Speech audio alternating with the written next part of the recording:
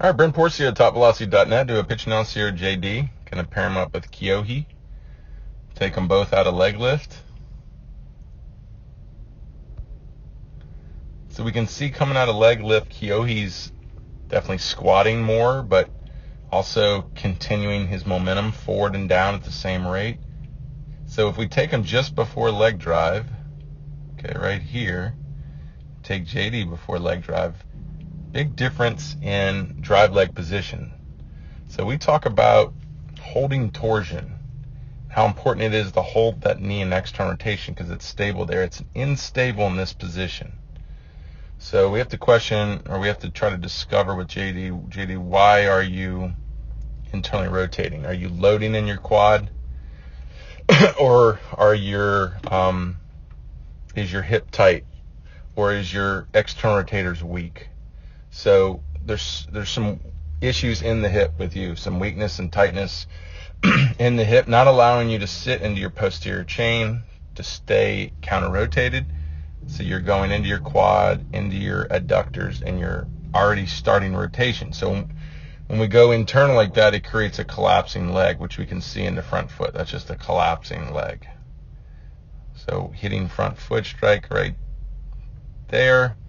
And then you'll see Keohi difference than a collapsing front leg. When you hold torsion and you sit in your posterior chain, as you open, you can then, and you turn inside of your drive foot, then you have room to extend and create propulsion or ground force in the front foot strike.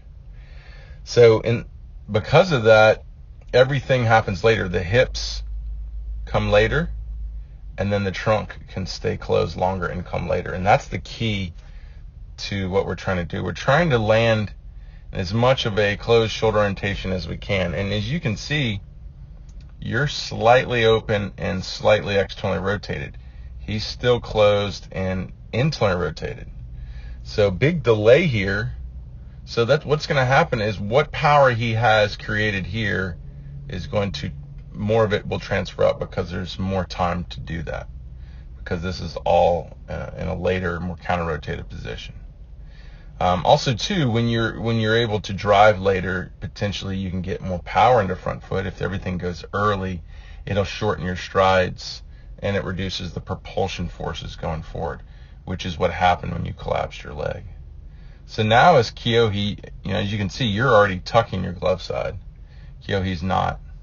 So you're going to get into a layback position early compared to Keohi, and when you do that, you're not going to get as much forward trunk energy. And the trunk is the biggest predictor of velocity. So getting more forward trunk energy is really critical to throwing hard. And you can see he's a good 12 degrees farther forward than you. And that's going to continue into pitch release. As you can see, you're going to be more vertical into pitch release. Not only that, he's extending his front leg. You were extending your front leg. But more energy early, accelerating more energy late. So for you, it's all I see really big issue that needs to be worked on is the back hip.